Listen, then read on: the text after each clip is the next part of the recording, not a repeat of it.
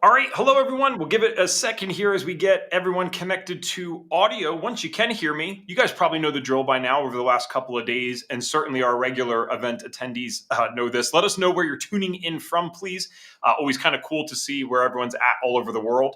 We are on day 3 of our Discovery Series. This is turning out to be a lot of fun already, and it's kind of just the start. I sometimes have to remember how many events that we have, and I love all of them, but it is a lot. So I hope that you guys are buckled up for this. We are basically doing the largest Black Friday sale that we've ever done, and we are putting this Discovery Series on for you guys to help you with that. So we were joking about this yesterday with Elizabeth. We noticed a trend over the last several years. It's like, do you guys remember, and put this in the chat too, do you remember when Black Friday used to be just a day or two?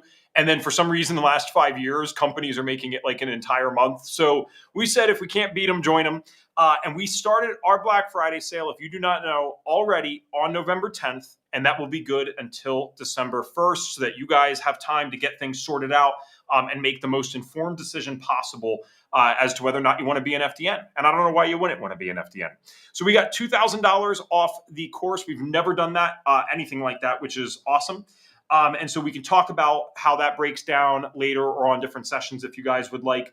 Also wanted to let you know, I've mentioned this on almost every session, I think. We do have a wonderful course enrollment team, and they're nice people in general, but what's very nice about months like this is we already told you the sale. So you guys don't have to worry about getting on a call. We would never do this to you anyway, but you don't have to worry about getting on a call and someone like tries to tell you, well, hey, that's the public discount, but you get this one if you buy right now. We don't do weird gimmicks like that, guys. They are truly there for a consultative process for you. So if you're like, hey, is this the right time for me? Or I'm coming from this career path, I'm not sure if this is a good fit for me yet, please book in with them. We'll drop the link for you guys in just a moment, and you can get tuned in with them. You have plenty of time still, so book in now before this gets too filled, because people wait to the last second, and those last days get insane, as you can imagine, with Black Friday and stuff. So you'll see the link is down there. I really appreciate that. That'll be Nidhi. She's our marketing project manager. She won't be on video, but she'll be helping us out in the chat today. So we thank her for being here. And you guys might have noticed, I see the chat going crazy already, so this is great. Oh, Sarah, you are 5 steps ahead. I didn't even ask this today. I usually ask how many people have been on all the sessions and what number out of 5 have you been on, because it's been 5 total. Rachel did it too. You guys are great. So Rachel's made all 5. Sarah's made all 5. Really glad to see you guys. We have special guest Reed Davis on today, who, if you guys have not gotten to meet him yet, he is the founder of FDN. So he is literally the reason that all of this even exists and happens. How we're going to structure this today is I have some questions that we're going to be asking Reed in interview style, but Reed loves nothing more. He's like me with this. We love nothing more than when you guys are asking questions. We don't want to be up here and just talking for the sake of talking. We're here to help you so that if you have something pressing, if you have something you need to know, you get to ask that. And quite frankly, I don't know many founders of any of these health certifications that are still willing to hop on lives. And Reed asks us to do it. He's like, put me on more. Tell me when you guys want me. Like, he literally loves working with you guys. So please make sure to ask him any questions that you have. I will stop there for now and just do a little mic check here and welcome Reed in. How you doing today? Fantastic, Evan. Thanks for having me on, and thanks for always getting us off to a good start. Awesome. Reed, tell me if you like this style for today. It makes it a little bit easier since we don't have slides or anything. You can kind of see the chat live. Do you like that up there? Yeah, perfect. That's cool. Good. Sweet. So we'll be able to see the questions as they come in. I think the first question that we should start with today that is totally worth going into, because some of the names I already recognized, they are new for this event. So obviously we have some trainees and grads on that are always happy to support. We love having you guys too. But there are some new folks in the audience that might not know how this all came to be yet. So I'm going to ask you a question I've asked you a million times. How the heck did Reed Davis get into this place now where you've been doing this for well over 20 years, a program with practitioners in 50 countries around the world? This didn't start by accident necessarily. So what is the origin story of all this? Thanks, Evan. I've always been a do-gooder and helper person, Boy Scout, and I ended up going into environmental law and conservation and trying to save the whole planet. And even last night, before I went to bed, I'm trying to stay up on what's happening with the environment. I've been studying chemtrails and things like that and what's going on. I care a lot about trees and bees and air and water and all that. But in 1999, I was kind of getting sick of that business just for the hype around it. Um, and the owners of the company started to get more concerned with the money than the mission. I thought we were doing great. And then at the same time, my son was going to a chiropractic wellness center for sports. He was an amazing athlete, and I kept him tuned up. Like anything he needs, chiropractic or massage or acupuncture or stuff. And out of those visits to that office, he got 7 varsity letters in 4 different sports. I got a new career because the more I listened to those practitioners there, and this was back when it was just there was either alternative or there was standard. There was very not a lot in between as there is today. And so I listened to these alternative doctors talk about innate intelligence and how the body works, and I just had to get me some of that. So I started working there. I talked my way into a job in kind of management, but within a few short weeks, I was studying anatomy and physiology and biochemistry. And I was also talking to every patient coming in the door. And I was blown away because I'd never really been to a doctor before. And all these people, and it's still happening today. And hopefully, people in the chat box there could, give a thumbs up or something if you know someone who was told nothing's wrong with you. Your blood work looks normal. You or someone was told your blood work looks normal, you're fine. So yeah. So it's not in your head, folks. I started because I wasn't a doctor researching why they felt so crappy. Not able to diagnose or treat anything specific. And just thank God at the time I was allowed to run these alternative lab tests. The word functional wasn't around, Evan. You know that, and it was functional. No, there was some what they called sort of complementary because doctors were mixing a little bit. But yeah, I see that, Rachel.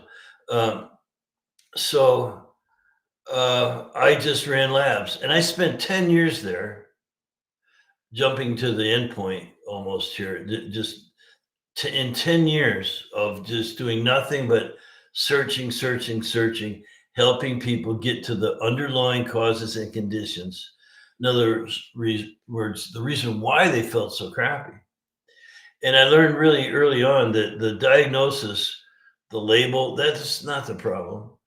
There's something causing that, whether it's hypothyroidism or irritable bowel syndrome or just chronic fatigue. Fibromyalgia was huge back then, migraines, hormone problems. And so, again, because I wasn't allowed to diagnose like a doctor, that was the best blessing of all. Because the doctors there would laugh, haha, we can diagnose and write a prescription. You have to figure out what's really wrong and teach them how to fix it themselves. That became my career. It became my mission in life and my goal. And then eventually I was encouraged to start teaching others because it would reach more people. So at the end of it, it's I was just developing a system for me, for my clients and the patients in that clinic, but it turned out to be something of even greater value because of people like you, Evan, and all the wonderful FDNs that there are now. Well, and it's funny because I could flip it right back to you, and just in terms of the appreciation, it is. I say this to because it's rare, but there are some guests that we get on like the podcast, for example, Reed, that they've been in this for a while, maybe not doing the level of what you were doing, but they were into natural health and they understood it. There's something so cool, even if I didn't know them back then, of knowing that like, oh, there was people that were fighting for little Ev without even knowing little Ev. Because you mentioned 1999, I was 4 years old. And I was already sick, unfortunately. I was manifesting my first health symptoms. And, Yeah, my parents are the nicest people in the world, but they didn't know anything about this stuff. And so they're trying, they're going to Western medicine, and we can't get any answers. And there is just something cool about knowing that, oh, no, there was individuals out there. I didn't know them yet, but they were fighting for me at that time. And yeah, for those that are tuning in for the first time today for our Discovery Series, it was actually the FDN program. I'll keep a very summarized version of it. At 18 years old, I had 7 different diagnosed health conditions, which is just so ridiculous to even say out loud looking back. And I think that's why I got open to this stuff, because I didn't need to be a doctor or a PhD to know that how could my genetics just suck so bad? Because that was the narrative, right? It must just be genetics Yeah. and this is what happens. How could they Yeah. suck so bad that with only 18 years on this earth, I've now racked up 7 conditions? And it did make me reflect and wonder, well, what happens at 28, 48, 58? I didn't like the way that it was going. And so I started on this natural health journey. And at 21, I found Jen Maleka, who will be speaking tomorrow. She was an FDN and still is a great FDN practitioner.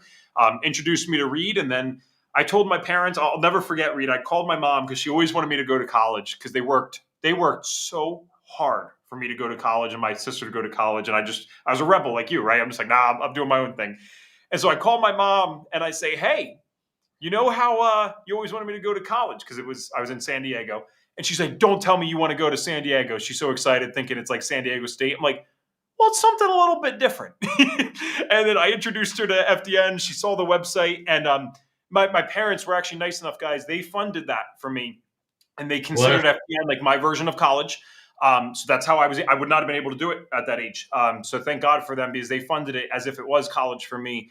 And it's turned out to that. I mean, what do you go to college for? To get educated, to get a career path.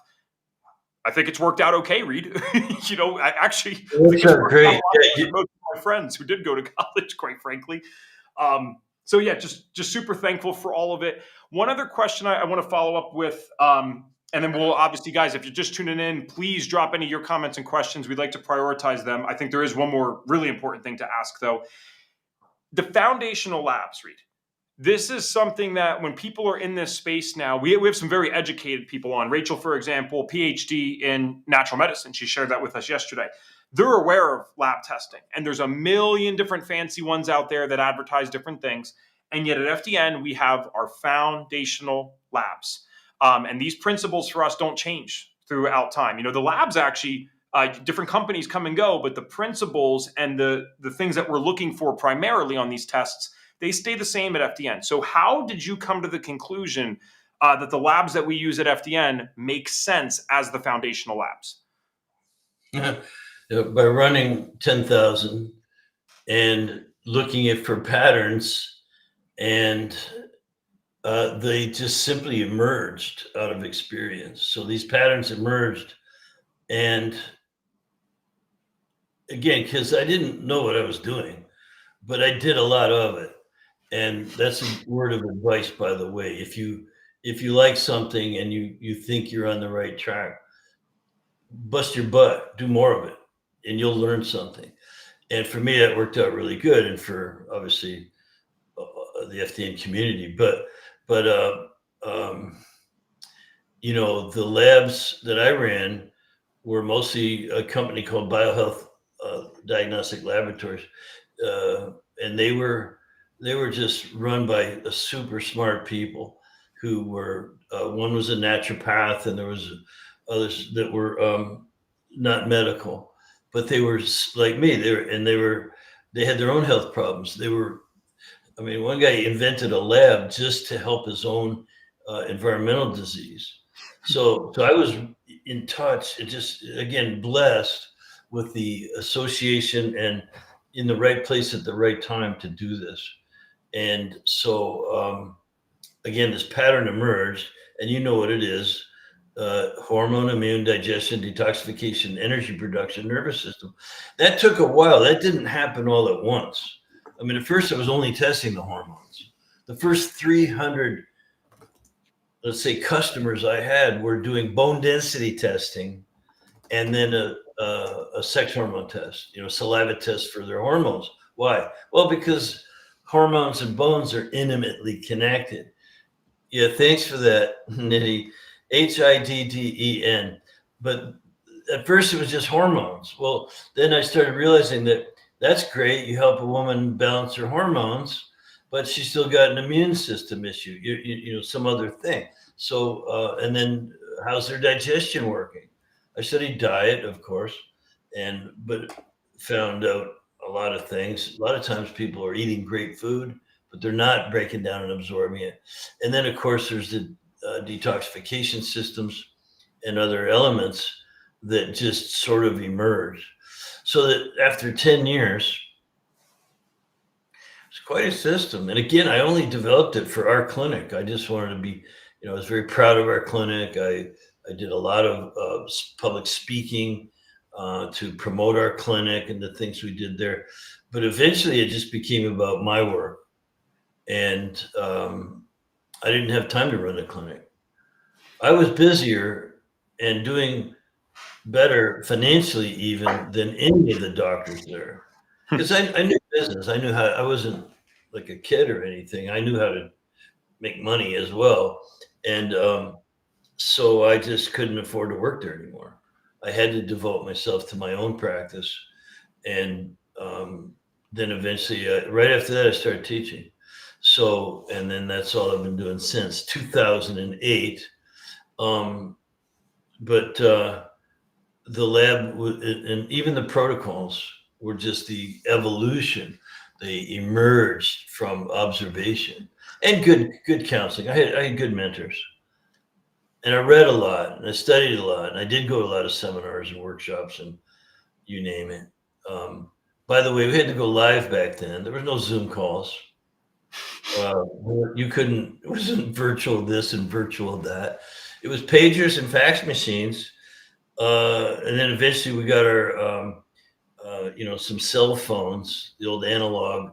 They weighed like 20 pounds in a box. And then, of course, the BlackBerry came out.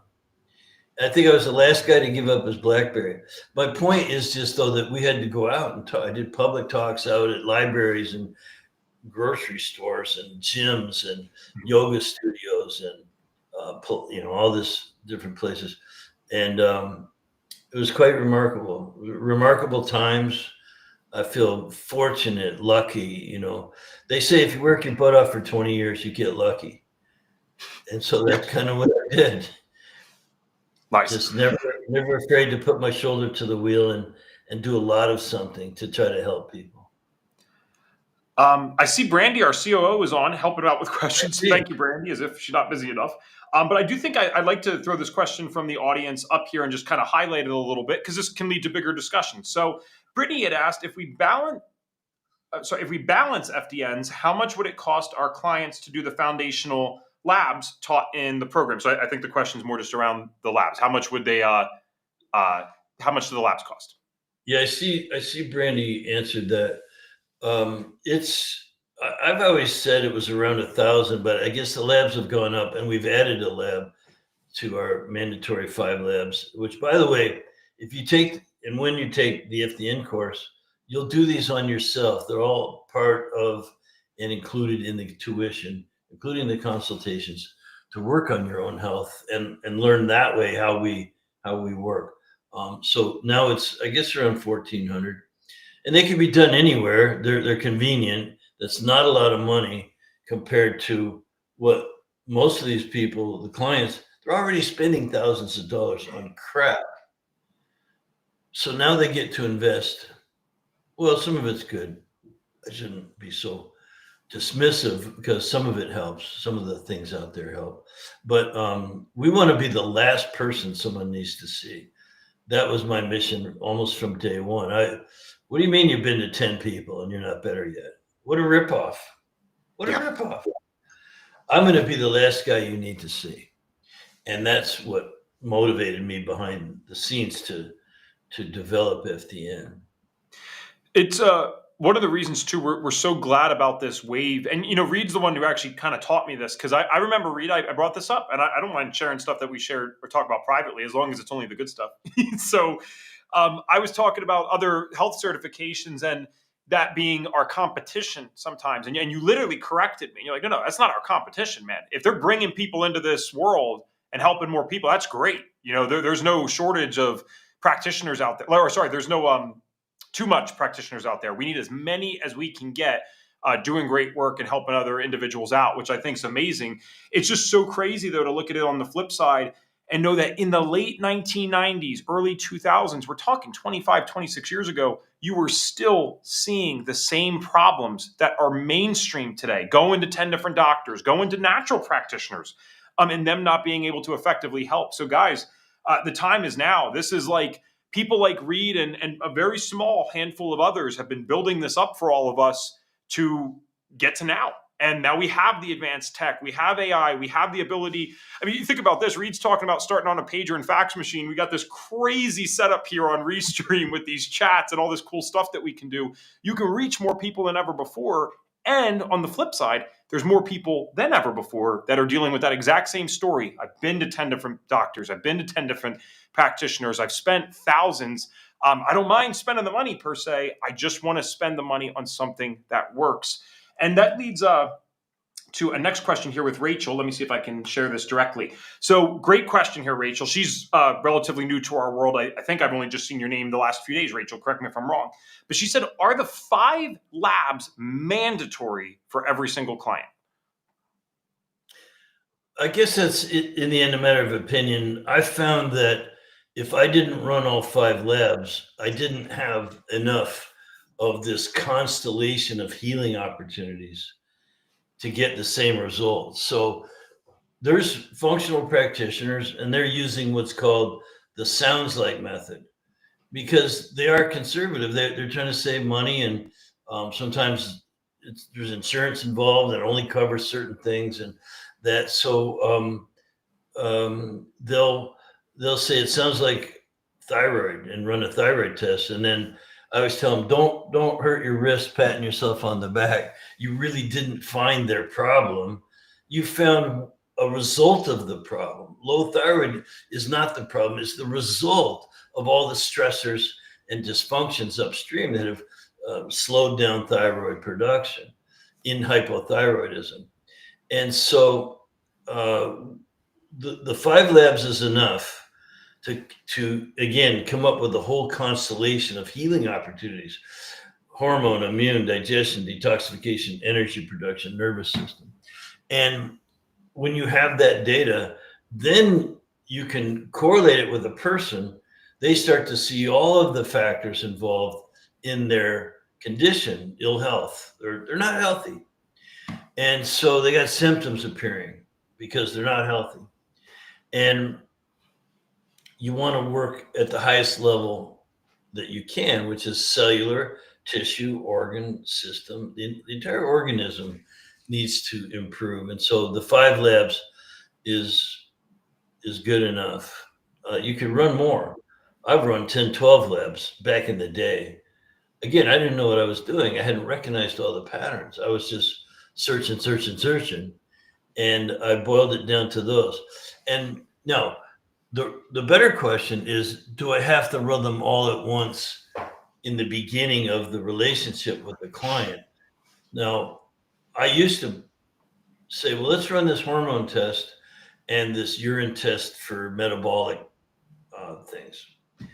And they'd go, okay, lay out their money, and we do those, and we start working on those things.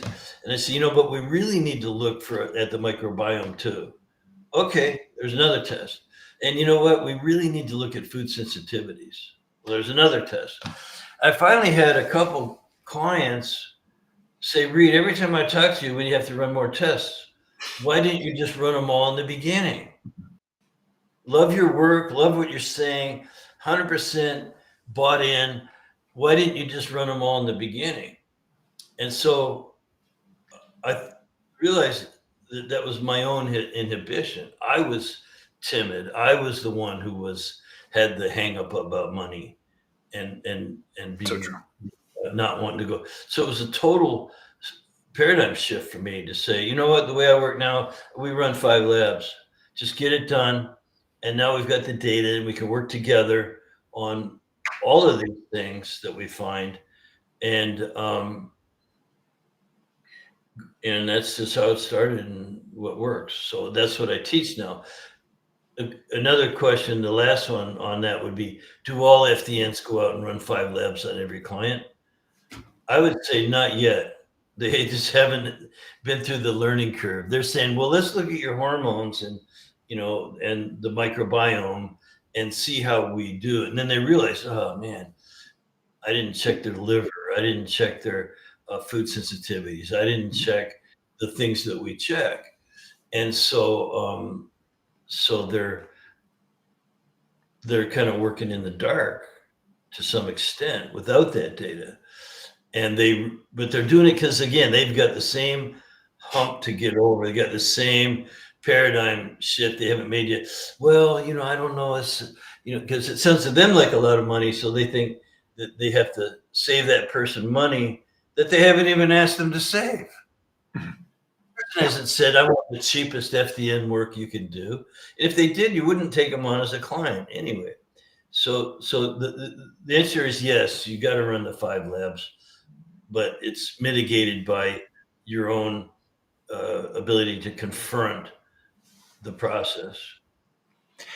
I love that you took the question in that direction, because guys, I kind of did something like that the other day if you were on, and it's just because we see these patterns so much, and I'm laughing not because it's funny. It's not funny for the client at all, actually. It's a complete disservice to the client when we don't offer them our full capabilities. But it's funny in the sense of how predictable it is, because Reed already knows the story. I did this exact thing. I go through this training. I convince my parents, hey, can you pay for this? This is going to be my version of college, right? So they're paying for this training. I go through all of this. And what do I do with one of my first clients? I'm like, okay, well, he has gut issues. That's what he's saying. And so I'm going to start with just the stool test, right? Now, this is not what I was taught. This is not what I was taught at FDN. Reed even warned us about that. But I was projecting onto this guy. And it's so funny because, Reed, I have an almost identical story in terms of what the client was saying to me. Because I remember I was 21 and couldn't afford the course at the time. So I didn't realize that, unless you're like a TikTok star at 21 years old, there's this crazy thing that happens in your 20s when you start to get your career going. You have a little bit more money than you did at 21 years old. Certainly if you're 50, you have a little bit more money. And so I was working with this 50-year-old guy, and he ended up not getting the results that I had anticipated and kind of had shared with him on the phone, because I only ran one test. And I will never forget what he said to me, because he's a very nice guy. Actually, he was like kind of the perfect person to give me this lesson, because it didn't hurt. It wasn't like he was being a jerk.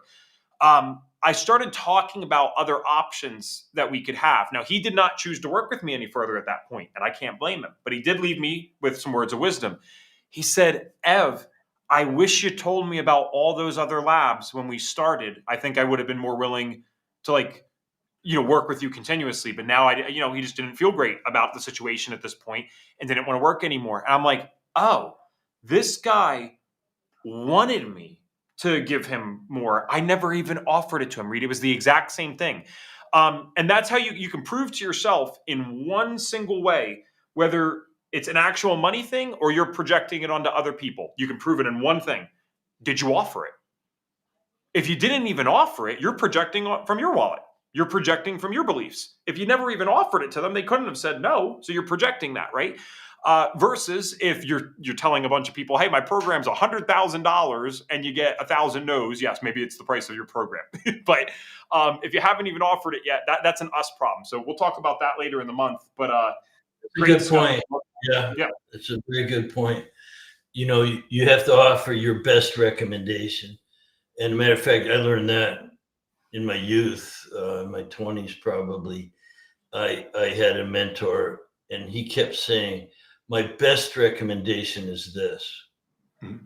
So it wasn't his only one. He could have come up with, but my best recommendation. So if you're not always giving your best recommendation first, then what are you doing? Yeah. I recommend you take the easy way out. Those words would never leave your lips or mine. I recommend the crap program, the cheap program for you. You would just wouldn't do it. So my best recommendation is we do this. That's been proven to work. It's worked for thousands of other people just like you who came to us in this condition. So my best recommendation is always let's do the 5 labs, and then we'll see what we find. We'll make sure that matches you perfectly. It's going to explain why you feel so crappy when other people told you there's nothing wrong with you, or, oh, it's just your thyroid and that didn't work. whatever they said. So it's just really always your best recommendation. Absolutely. Got a next question here. Thank you for, I think Nitty put this up on the screen for us. She's like, keep moving on, gentlemen, because I didn't put this one on. So Sarah said, so you teach the 5 labs, the patterns, and what to do about it. So even a bigger question here, right? Like, is this what's taught in the FDN course? Exactly. I mean, you just said it, Sarah. Good job. We teach the 5 labs, the patterns, and what to do about it, which is the other side of the equation is the protocols. That's delivering your product. That's having that person do what you recommend. My best recommendation: run these 5 labs, and when that's done, and the person says, "Oh my God, that's me. You just described me. You just told me everything I need to know. What do I do about it?" Well, my best recommendation is that you follow the 5 sort of mandatory habits of wellness and building health: diet, rest, exercise, stress reduction, and supplementation. So you're never going to give less than your best recommendation. Awesome. Guys, remember, we'll always prioritize your questions as you have them. I have another one for Reed here, though. I really wanted to get to this today. Let's talk. It's going to be a little bit of an awkward transition, but let's talk about AI and all of this, right? Because this hasn't come up this event yet. But a lot of the things that people keep wondering about is, well, hey, will all this stuff be relevant when AI gets stronger and stronger? Now, I am someone that believes AI should just be a tool for your business and, in fact, accelerates things. So, the Alex Hormozy guy, I think I told you about him before. He has a great quote about this. He's like, everyone's worried about AI replacing them. It's like AI or sorry, you're going to be replaced more by people who are smart enough to use AI instead of the AI itself. Because like here at FDN, right, our marketing director, Pam, she uses AI to be more efficient in her job, not replace her, but be more efficient. For us, we have AI things that can do the transcripts, which make my podcast manager, Tracy Williams, more efficient. So you know what we did? We went from 2 podcasts a week to 3. It made me more efficient at the job having AI. But people are worried about, of course, well, wait, can't I just throw some labs in there and have it analyzed? My thoughts on this are, I think people are underestimating what is going to happen legally with all of this. And I know that this is not a popular opinion, but we already saw some of this. I don't know if you guys just watched what happened with ChatGPT and OpenAI. They're changing financial advice. They're changing health advice. This was just a week ago, right? Because now that's a whole muddy territory for them. So they're already changing that kind of stuff on AI. Not to mention YouTube monetization. Did you guys notice how YouTube demonetized AI videos? So now I can't go out there and just create something AI and get a bunch of money from it on YouTube. I actually have to create the content. So I genuinely believe that there's going to be some regulations around this. It's my opinion. Reed might have a totally different one. The real question is here, though, how do you think about AI, and will it compete with us, or does this just make us even better practitioners?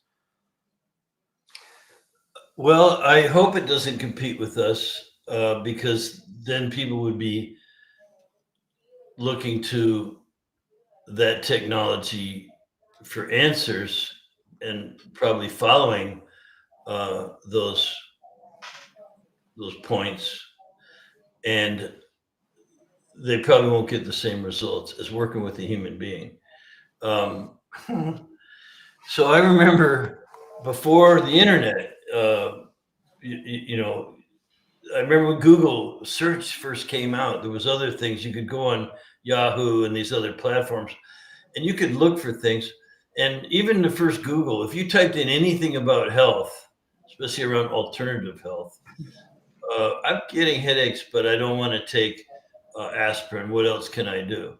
And Joe Mercola's website would pop up. Yes. Every time, no matter what it was. I've got a gallbladder, and Joe Mercola would pop up, and then that's good because he would explain it in a different way than so. Then, that's kind of progressed to other search engines and other ways of searching. But with AI, you're not just searching. It's not just a search engine. You can prompt it in different ways, not just tell me what hypothyroidism is. You can ask it smart questions, and it'll give you pretty smart answers. So that's very helpful. And I think in terms of research and writing and these things is very helpful. Yeah, it can read a book in 10 minutes or 5 minutes. Maybe it already read the book. Like if you go ahead, I would challenge everyone right now to go to whatever search engine you like. My favorite right now is Gab AI, GABAI, Gab AI, because it's very unbiased. It doesn't have any political filtering on it that I know of. Um, and ask it um, like about FDN. How would an FDN practitioner handle a client with stomach aches or something like that? It'll give you a pretty good answer. Like it knows FDN, it knows about us. I think that's phenomenal, and so I like AI, but I would not want to like if I have a health issue, I might go to it and say, "What about this health issue?" And I'd learn, but then I would go to a real practitioner, even an FDN, and say, "Hey, I looked on AI and it says take this crap, and I don't want to take that crap. What should I do?" Well, run 5 laps, you know, and then live yourself out of the problems that you lived yourself into. I don't know if AI, it's not at that point now, and I don't know that it will be able to get to that point of replacing human interaction, and I just don't think it doesn't now. So not at that point. And will it ever? I don't know. I mean, I don't poo-poo anything when it comes to technology. I can't believe it. We have the power right here in this phone to do amazing computations and things. You can figure out with this, I can get on a boat and I could drive that boat to Timbuktu and back, on my phone. It tells you the depth of the water, the wind, the currents, the tides, everything. So on this thing, you could guide yourself. Imagine if Christopher Columbus had one of these Yes. instead of just the star. So obviously they're making life a lot easier. And I really like AI. I love it for research. If you use an unbiased one, like Gab AI is the best. Perplexity is pretty good. Um, I don't use Chat GPT, although for some things it'd be okay. Um, and so on. Did I answer the question? I don't know. Yeah, well, and I think it's realistic. So thanks, because like it's not a bad thing. This is a tool that we should be using. And you know what, man? Anyone that actually gets like, it seems like we have an audience this time that's not legitimately worried and is grounded in how to use this, which is great. And I'm just basing this off some of the comments that we have so far. They kind of get it. It seems. Uh, Guys, let's get absurd then. So let's go to the extreme. What's going to happen? AI somehow replaces all the health practitioners. Great. So you're telling me every single person that has a phone now has access to the best health information in the world and can resolve health issues. Awesome. Cool. I'm going to go do something else with my life then and find another career path and job. Now, when I say that, we all know how absurd that is. Like, you actually think that all the health issues are going to be eradicated tomorrow or 5 years from now? No, we all know that intuitively. That is my dream. The dream thing for me is I go out of business one day and have to go do something else. I don't think that's happening anytime soon, unfortunately. I don't want people to suffer with health issues. And even though I have it as a business, and I do like making a living this way, that is not the thing I set out to do at 5 years old. Right? Like, I don't even think we should have to be worrying about people being so sick that they can't live their life or they can't have kids if they wanted to have kids. I mean, it's crazy. So we got a lot to work to do. And I think we're at least still in a phase right now where AI is just an amazing tool to help people move further and further. And if you guys really, I mean, I'm not some genius business person. I'm into business. I like it. I study it, but take my words for whatever it's worth to you, and with a grain of salt. I think one of the biggest things that's going to continue to be popular in the next 10 years is as everything becomes more tech heavy and what felt like a suburb before feels like a mini city. I think people are going to crave that human experience. And that's why, I mean, I don't have a secret about this, that Reed knows that this is one of my goals, and so do most of the staff members. My wife and I, ultimate goal right now is, one, I don't want mom and dad working anymore. That's really the main thing. And two, property in Eastern Tennessee where I don't have Wi Fi. I'm left the heck alone, and people can come and drink spring water and have real food and all that kind of stuff. I think people are going to crave those experiences more. They're just going to want to be human again. And so you can help them get healthy while also doing that. But that's besides the point. I think we should have a lot of those. Let's see. Hey, I got a thought, and there's some Sure. nice comments in the chat, and thank you guys. I agree with you. Could AI have developed FDN, or did FDN come from such, um, I'll say, rich traditions and honest, the integrity, the ethics that were involved in creating FDN, the adherence to, um, what I had to do is adhere to don't practice medicine without a license, and yet remain really resolute in my pursuit of what's really wrong. And could AI have developed FDN? I don't think so. I honestly think it took human development and considerations and the desire to help others and the again the ethics. I don't think. Thank you, Nico. I don't think so. And so it's great. It's amazing. It's wonderful. But it doesn't replace people. One sec, guys. I'm sorry. My light keeps going out. I don't want to look awkward for you. Give me 1 minute. Yeah. So A little bit better. yeah, I love rolling back the curtain and letting the folks see what's behind. We're not like the Wizard of Oz, where pay no attention to the man behind the curtain. We're like, yeah, pull the curtain back, let people see what it's really all about, and it'll sound like something they've always wanted. And that's the thing. Like when we use certain terms that FDN kind of created some consideration, some terms like metabolic chaos, for instance. People know almost instantly, yeah, that's what it is, but no one else ever named it before. So let's see. I got a question popped up there, Evan. Yeah, Holly's been super, super active with us. Good to see you again, Holly. She said, "At what point in the course do you get the labs? It seemed like people were wrapping up the program and just getting their labs, or did I misunderstand?" Okay, so sorry, she's taught. We had a trainee roundtable yesterday, and some of the people either had just gotten their labs or were still getting them. That's what she's referring to. So, at what point in the course do they get the labs? It is, past halfway for sure, and although we just changed one policy on one of the tests that we do, we're going to let folks do that a little earlier.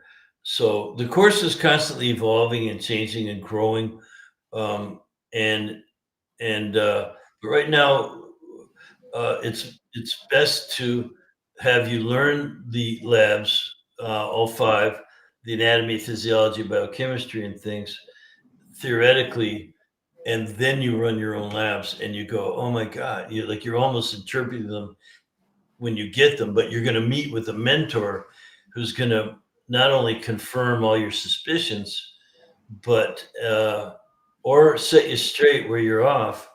But they're also going to teach you how to go over the test results with a client. So it's a two birds with one stone kind of thing, where uh,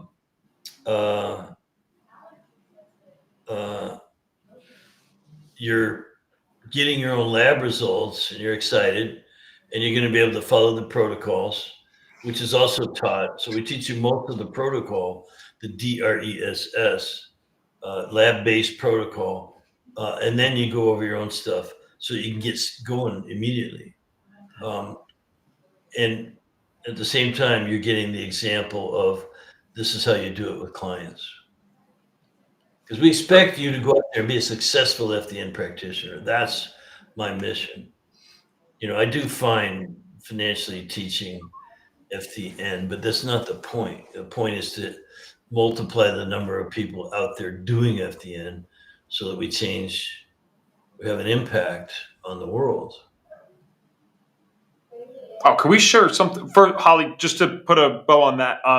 just so this all makes sense for you, you're physically running the labs a little bit earlier in the program than you're getting the test results, because you're going over those test results with your mentors. So that's where, when you were wondering yesterday, wait, why does it look like they're almost at the end? It's not that they're at the end per se.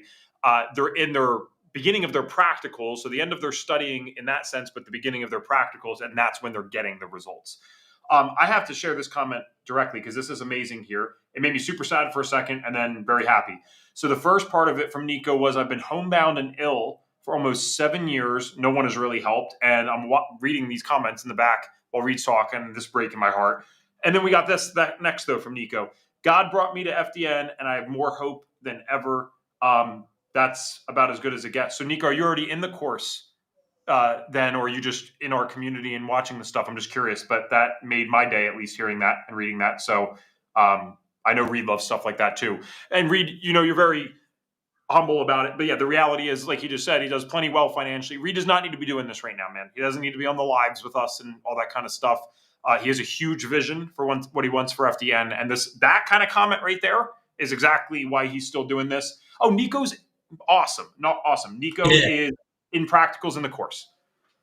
Yeah, well, you're getting there, Nico. Keep going. And I want to encourage you to continue to work on yourself and get through those practicals.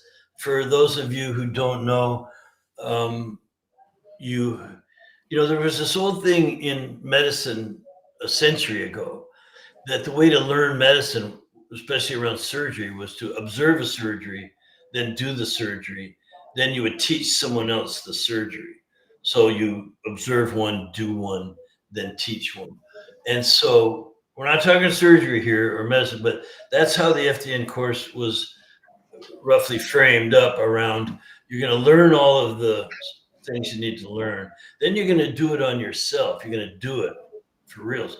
Then you're going to practice on others, where you role reverse. So the practical exercises that Nico just mentioned there, we give you mock-up clients. You can go out and get real clients, but it would slow you down. So we give you mock-ups. And you're going to get their test results, their history, their forms that they filled out, and everything like that. And you're going to understand who this person is. And then you're going to meet with that person. So the mentors are role-playing that they're that person. And you're going to practice what you learned when the mentor went over your test results. We call it a results and recommendation session. And by the way, and you get that included with the course, plus a follow-up, so that we're actually helping with your own health. Yeah. And I think we answered that question. I thank God every day, Nico, by the way, so good on you. It's when you don't have the answers, you realize you don't have to have all the answers. Sarah, I'm not missing yours. I know you asked. Sorry. It was actually Britt who asked the question next, but I'm just doing Sarah's really quick because it was a follow-up. How many practicals are there? This is so funny because I know it's different than when I went through. I don't want to misspeak. So do you know offhand, or has Elizabeth fully done her own? It's like 12 sessions. There's a total of 12 sessions. The final one isn't a practical, but it's one-on-one sessions. The last one's with me after you graduate. Well, you don't graduate until you talk to me. So you jump through all the hoops. Here's what I like to say, and Evan, you can say this as well as I do, that you can buy the course. It's all the lessons. It's all the practicals. It's the exams. It's everything included, but we can't pass the exams for you. You have to pass the exams. So in other words, you can buy the course, but you can't buy the certification. You will earn that piece of paper. And it's a very beautiful certification, by the way. It's handmade with ribbons and stickers and hand signed by me and stuff. It's really an achievement. I ask every graduate that I interview, hey, you just graduated, you just finished the course. How are you feeling about that? And I get nothing but excitement and amazement. And a lot of people feel relieved. I had one lady even say, I feel amazing and happy, but I'm sad. I'm going to be leaving my fellow trainees behind, because it really, the thing about FDN is the community that it's such like-minded people. We Evan did an amazing job. I think he sold 100 tickets to FDNs for a recent event where I was speaking, and the FDN team was there with we had a vendor's booth and table, and but 100 FDNs showed up, and they weren't there to see me. They were there to see each other and to hang out. Am I right? You know, It's well, Reed. Remember, I didn't. There was no trainee group because I went through so long ago, 9.5 years ago. It was me and Brandon Mole, basically. That's the only person I really knew, and then you, of course, from hearing the course. It is so special to watch what's happening now when these guys and gals are on that journey together. Yeah, I mean, I've never. It's a whole different experience now. Nowadays in FDN. Very fun. All right, good guys. job. I love how you guys always love asking questions when we are getting short on time. So we will do as many as we can here. Britt, do you have any data on how many graduates are successfully working after graduation? We will throw this to Reed, but let me specify something. So a lot of FDNs go through for different reasons, Britt. Some FDNs go through to help themselves and their family, so they're not necessarily trying to work. We do have opportunities for jobs with FDNs, which we can talk about later in this month. We'll have a session for you on that. And then many, if not most, choose the entrepreneurial route. So, Reed, it's not like we actually track that and have data on it, but I probably actually, if I can humbly say, I think I'm almost more aware of this nowadays than almost anyone in terms of the business side and success, just because I get to talk to so many FDNs on the podcast. So, Britt, I wish I had direct data for you. Assuming the FDN is trying to start their own business, that success rate is very high because we have so many tools now for everyone. If an FDN was trying to get a job, those opportunities are there. There's more there every single week than there was the last one, which is great. But I always say, just to be transparent, we are not at a place yet where I would go through FDN banking on a job day one that you graduate. If you have some time to wait, which could be several months at least, after graduating, I'd rather under promise, over deliver. So if you can wait several months after graduating to find a job that maybe you fit into, that would be more realistic. But certainly the best path is the entrepreneurial one. So, Rita, I mean, I already answered that we don't have data on this, but is there anything that you'd like to add here in terms of the You know, success of our? we have a lot of data actually, Okay. and there's different ways to answer that question. Do you have any data on how many graduates are successfully working after graduation? It's about half of the graduates. Now, we've graduated thousands of people. That's a really good statistic. There's other courses that we know that maybe 10% actually go out and do what they were trained to do. So half is a really good, and we're working on improving that. The reason I know that, the data that backs that up, is that at least half, it's a little higher than half, at least half of the FDN graduates are getting recertified. So every 2 years, you just turn in a little slip. There's a very small fee, and you get recertified. We have to do that for integrity of the program, and we have to do that because the vendors who you get accounts with, they want to know that you're maintaining your certification, and there's other reasons we have it, but so it's higher than half recertify after 2 years. That's an amazing certificate.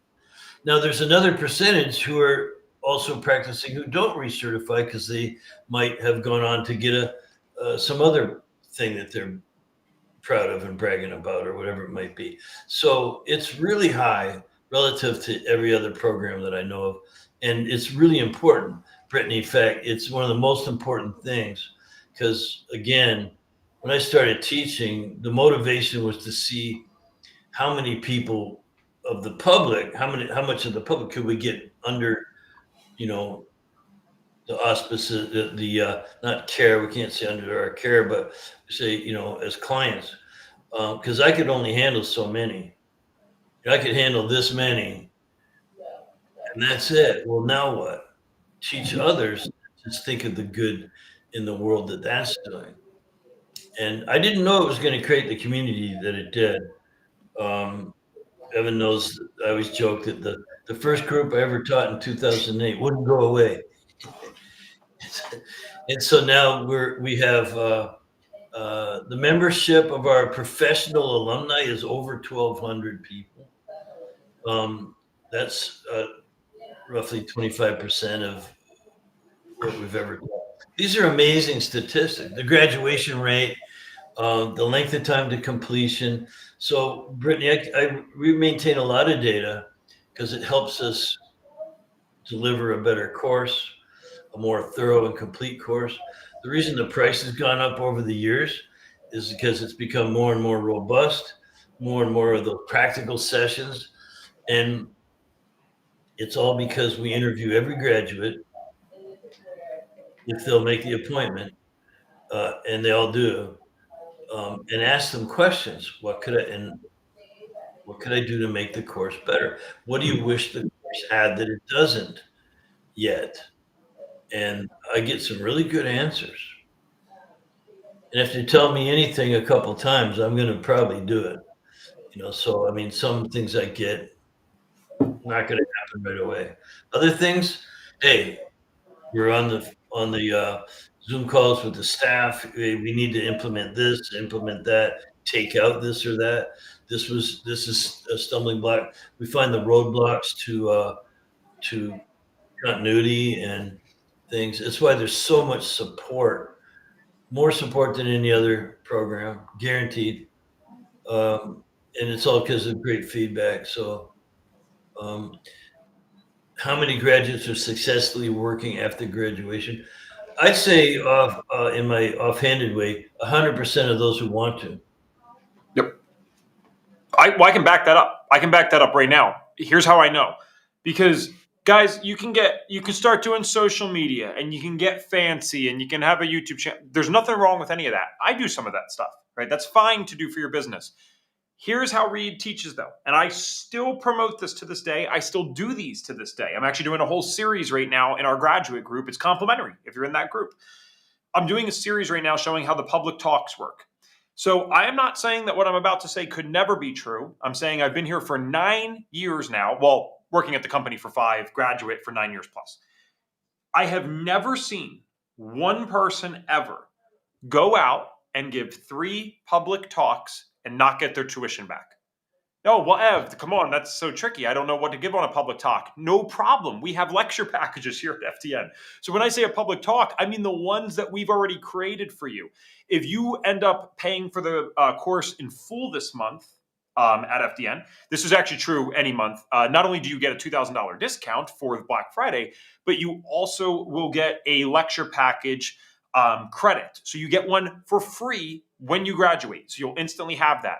If you can't pay in full, no problem. They're $297 USD, and they are worth way more than 10x what you pay for them.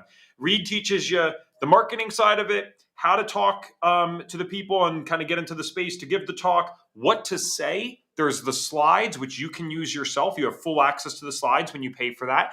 You even get a recording of Reed doing the presentation. So if nothing else, you could copy word for word what to say at your talk if you wanted to. I have never seen in 9 years one person go give 3 of those talks, not 3 different ones, same talk every single time, just 3 times. Never seen one person do that and not get enough clients that they made their tuition back. So if you do the math, you kind of know what number I'm getting to as well. Wait, Ev, does that mean if I did 6 talks, 10 talks, 12 talks that I would make a lot more? Yeah, you get a lot of clients from that. It still works to this day. And I've said this a million times on lives. I will always say it as long as there's new people listening. If I lost everything tomorrow, so my one business gets screwed, speaking business is done, Reed says, I don't like your face anymore, you out of here, guy, I would actually use his program still. And the first thing that I would do is go out and give a public talk next week, and I would be able to pay my bills and be good to go. And I'd be able to do it while remaining in integrity, because it's one thing to pay your bills. It's another thing to do it ethically and remain in integrity, because I'd actually be serving people with what I'm offering them. So it works that well. With that said, Reed, I always plan to go over for us because I know us too well. I know that you're Good. a busy man as well. Do you have a few more minutes for some questions that came through? Yeah, I'm totally good on time, and yeah, I always allow for an extra half hour or so anyway. Plus, it's lunchtime here, so I just skip lunch today if I have to. But I just saw the host post that The lecture package is included as a bonus for anyone who pays in full. Mhm. That's about a $300 value, and um, in terms of what you would lay out for it, cash, but it could make you tens of thousands of dollars, these lecture packages.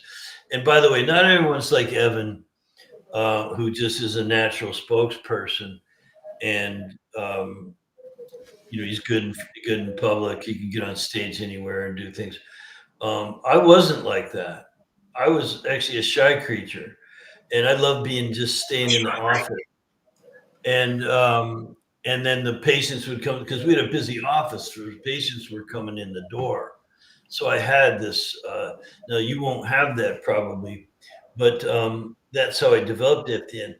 But the doctor who owned the clinic and I went to a weekend workshop for how to build your chiropractic wellness center.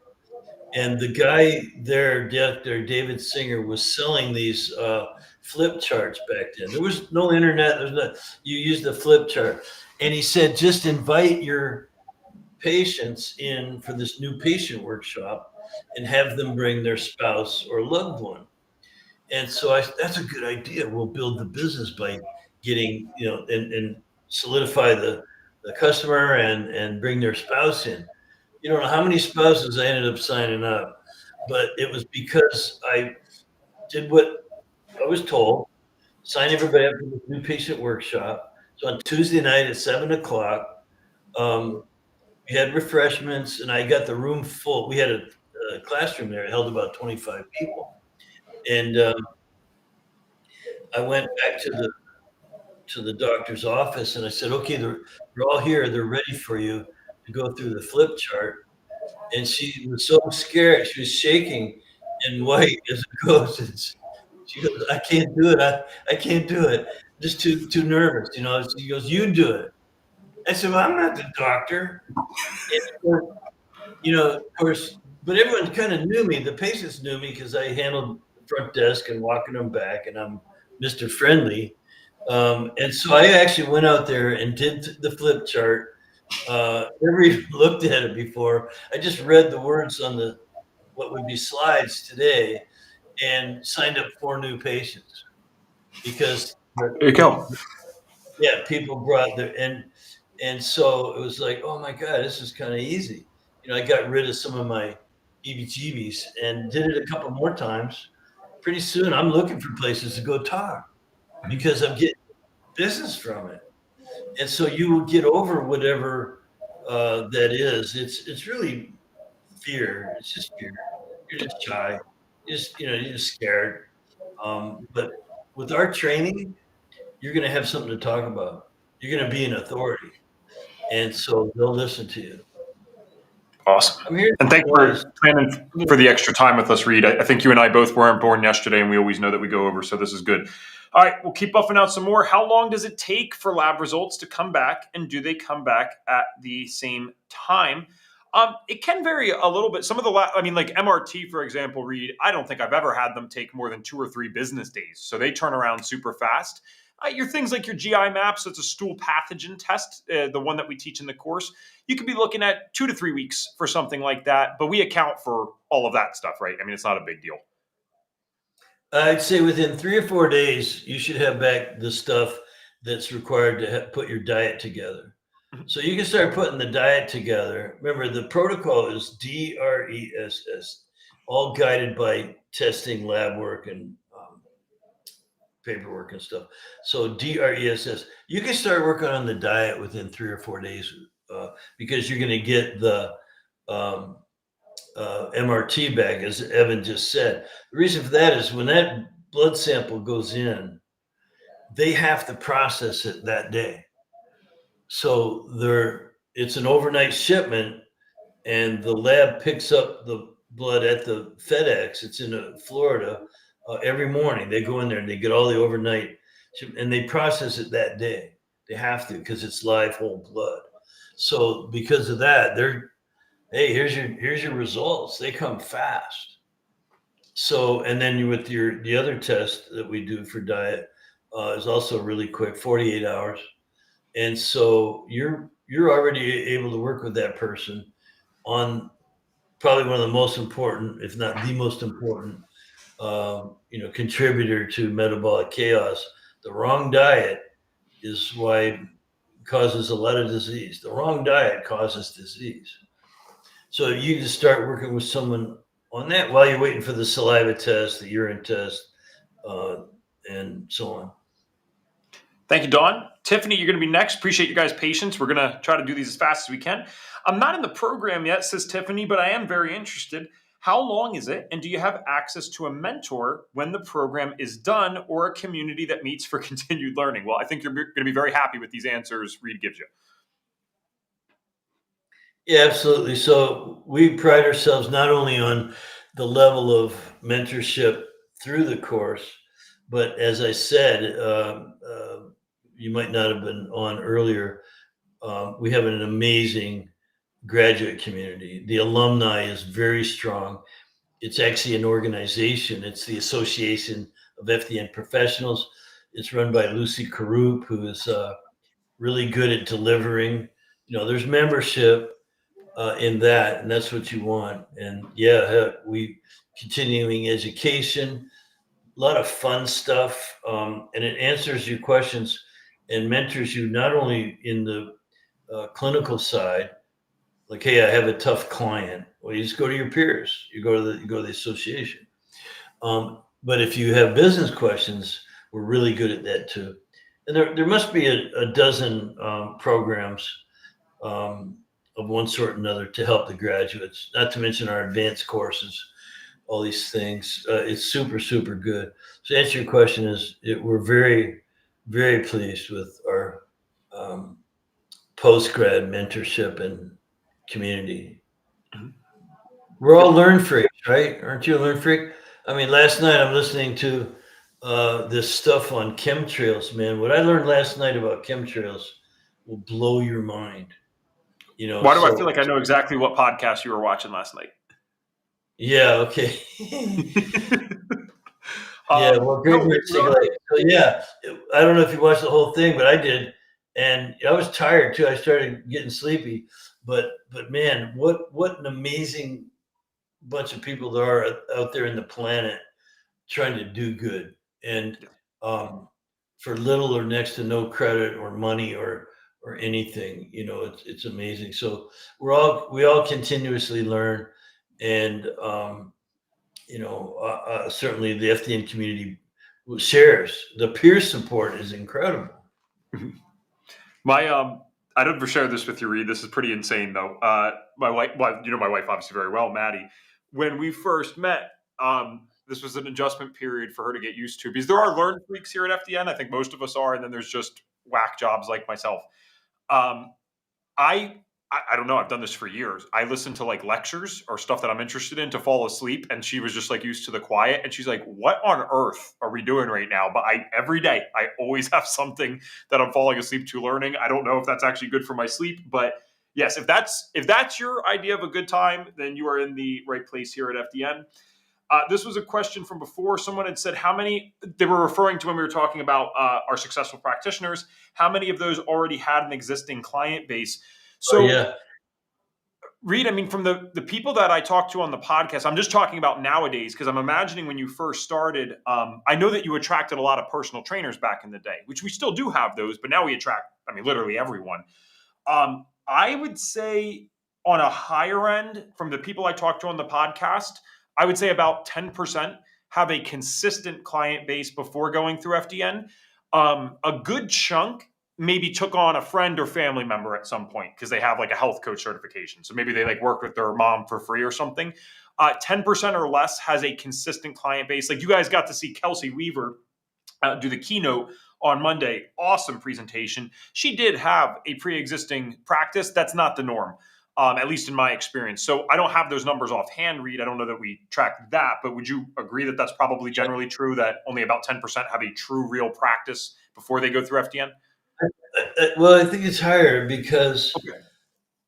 our data shows that most FDNs have a college degree or some college degree. So they also have one or two certificates in something else. whether it be nutrition, personal training, or Reiki, or God knows what. So they're allied practitioners. They're people who want to do some good in the world, but um, are for some reason still struggling with that undefined success, whatever that is.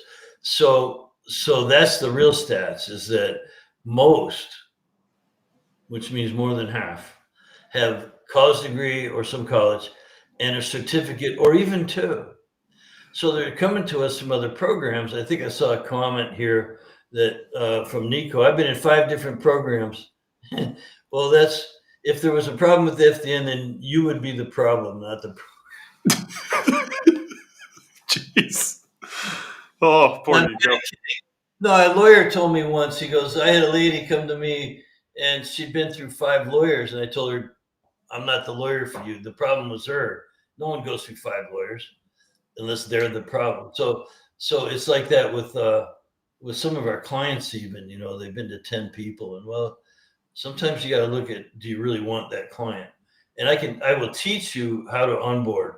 I have the best onboarding strategy and teaching. I make it really simple, and you will get you will have your pick of who you want to work with, not the other way around.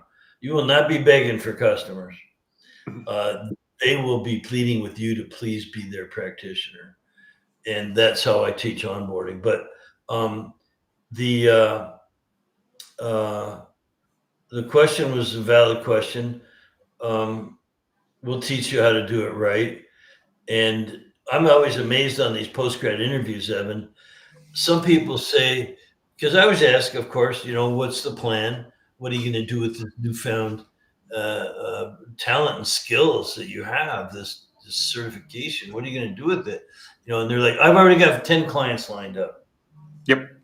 How many times? So it's way beyond that 10% that you grant. But not all of them. Some of them say, well, I think I'd just like to get a job. Do you know of any FDNs who are hiring? Well, yes, of course we do. Because some FDNs can't handle all the business. They're just really good at promoting and marketing and the promotional side of things.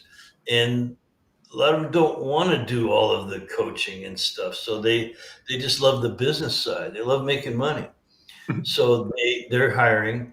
And then, of course, there's lots of doctors hiring FDNs. Some will only hire FDNs. Once they have an FDN in their office, they just forget these other programs. Even nurses are being told, better go take that FDN program. And so there's lots of opportunity. It's what are you going to do with it that matters. Yes. There's so much opportunity in this space, in this country, and in this world. I just can't imagine if if someone's determined, they're going to do good. Mhm. I'm not skipping questions. I just wanted to say this from Dawn here, because Dawn, you get the Detective Ev Gold Star Award. And if you're wondering what the heck that award is, that is a privileged award that only goes out to people who say something nice about what is in my job description in front of the founder, because I help coordinate these events. So thank you, Dawn. Dawn said, thank you for putting together this opportunity to learn so much more about FDN. It has helped me to choose this learning over another program I will be signing up because of all these meetings. And then said, it finished up here, so blessed and excited to get started and be a part of this chosen family. We are glad to have you. And the Detective Ev Gold Star does not actually mean anything, but I do thank you for those awesome words. And we're really glad to have you, Dawn. That's awesome. Wow, stone to flesh. Look at that. Great comment. So I don't know if everyone can see the comments or it's just me, Yes, but I can. The opportunities there. It's what's in your heart. What do you want to do with your life? What's your purpose? If you don't have a purpose, then I don't know how you can be happy. But you're going to be spiritually deficient, and it will manifest in one way or another that you have no purpose. These are the people who get depressed and don't know what direction they're going in and resort to unproductive activities and things, even harmful activities. And so get your purpose square first. This, because the comment was, thanks for putting this on. I've decided to do FDN. We'll go sign up right now. But this is also so people that it's not right for Correct. can get a look at it too. And that's really important when you're, let's say you're onboarding, you need some clients. You want some clients. Don't onboard the wrong ones because they'll be a pain in the neck. So you need to learn how to uh, ask questions and provide information so that they want to do it. Not that you're trying to make them do it. If I try to make someone sign up for the FDN course, if I had to make them, I don't want them. It's got to be a natural desire that, hey, this is something I want. I want to help others. I want to have a mission and purpose in life, and I want to make good money, and I'm willing to work for it. And all jokes aside, Dawn, thank you seriously for sharing that, though, because this is why we like doing this stuff. And Reed, I tell them almost every single session that this is so that they can decide one way or another. I think it means a little bit more hearing it from the founder. Guys, this is how I think about it. You just heard how community oriented we are, right? So what if it was a professional basketball community and all of us love playing basketball 24/7 and there's thousands of us and that's all we eat, sleep, and breathe.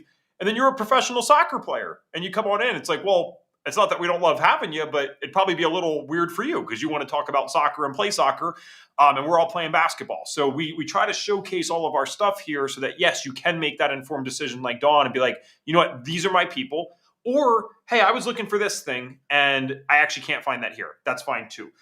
We'll buff out a couple more and then we will hop off here. And I skipped a question, so let me get back to this. Thanks for your patience. Here you go. This is OB958.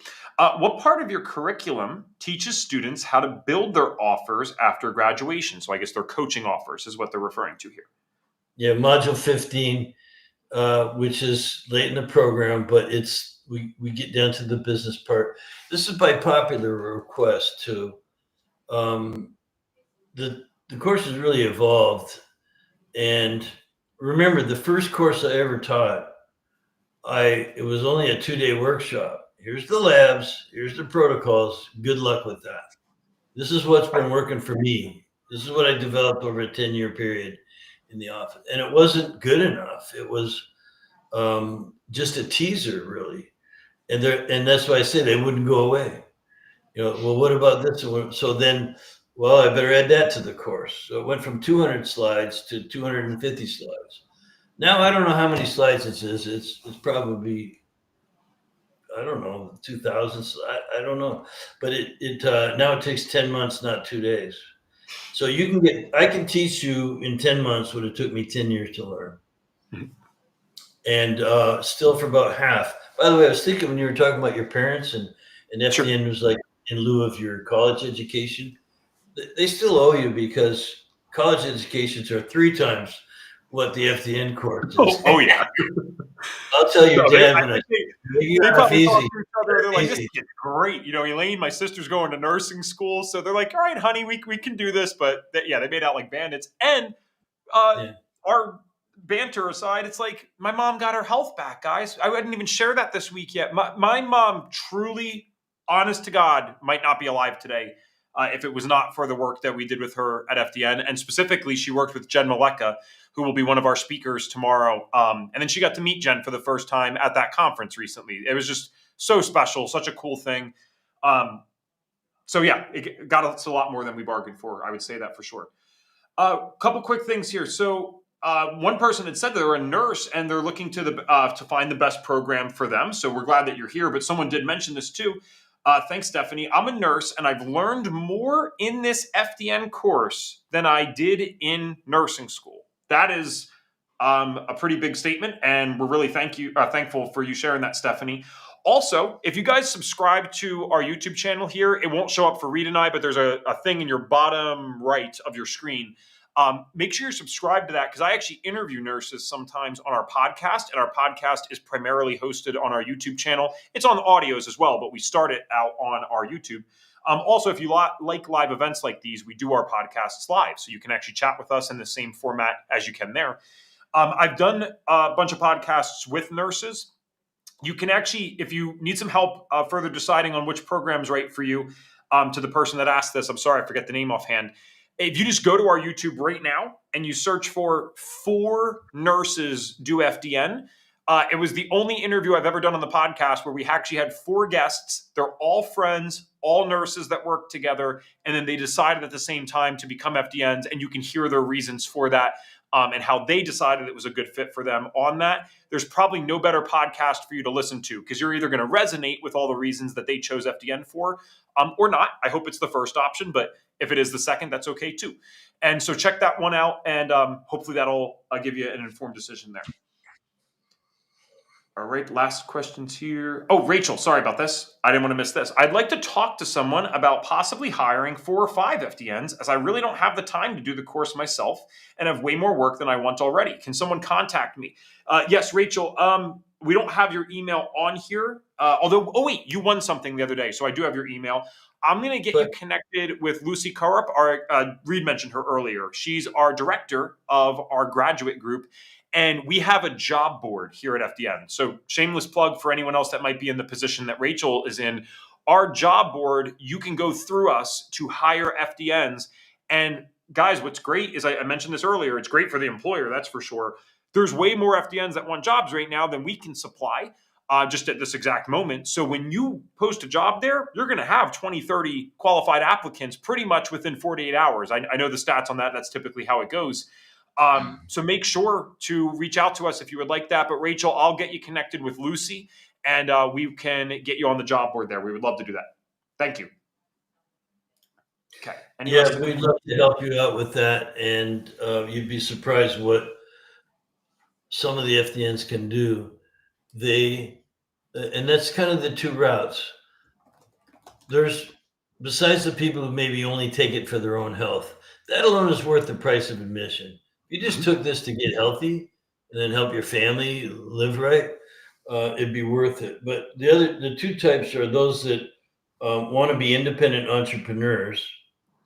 In other words, you're going to work for yourself. Your time will be your own. You work your own schedule. Your money, is going to be there because you're going to be in charge of your own prices. You're going to charge what you want to charge. You're going to have geographical freedom. You're going to be able to go anywhere in the world and do this, anywhere there's an internet connection. And with Starlink now, you could be on a boat, or I know people working out of their vans down by the river or something like that.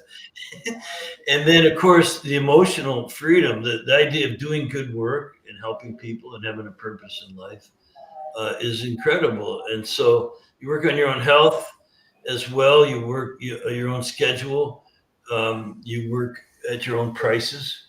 You work helping the people you want to help, who appreciate it, and make all the money that you want if you learn how to do it right. So yeah, I would say for nurses, for people who are not satisfied where they're at, yeah, take the training. For you, I didn't see the name where you don't think you have time. It's a self-paced course. And even if you were hiring FDNs, that'd be great. And I know some doctors, they're not going to take the FDN course. They've got parchment on the wall and their specialties and all these different things. Plus 3 kids, and they belong to 2 country clubs and stuff. So they don't have time to take the FDN course. So they hire FDNs. But I highly recommend that they go through the lessons. You might not even jump through every hoop, at the end. Like I say, you can buy the course. You can't buy the certification to earn that. So at least buy the course, even if you're not going to get certified. All right, guys, we're out of questions, and we're going to finish up on this. And then I'd like to invite you to our second graduate roundtable, second and final graduate roundtable of the month. That's at 5 o'clock Eastern today. I always say this: if you're a grad or trainee, you're more than welcome to come on and support. You're not necessarily going to get anything new out of it, but we really appreciate the people that take the time out of their day. Yeah, come hang out. Yeah, to support grads and stuff. If you are considering FDN, these are such important sessions to get into so that you can hear from graduates. it's good to hear from them. But this is an awesome note to end on here. And by the way, we have some links for you. Nidhi was nice enough. She got the podcast. That's from like 2 years ago. So thank you, Nidhi. Got the 4 Nurses podcast for you guys if you want to check that out. I dropped the link for trying FDN for free, fdntraining.com/tryfdn. But we'll finish up on this note. I love how much God's coming into the conversation today. Brianna said, I attended Holistic Health Week for FDN a few weeks ago. Thanks for being there. And signed up. I believe God guided me to FDN as well. I had been debating on another program and then attended Holistic Health Week and knew FDN was for me. Well, doesn't get much better than that. We're super glad to have you here. Anna, God bless. I got to go. Awesome. Love you guys. All right, see you guys.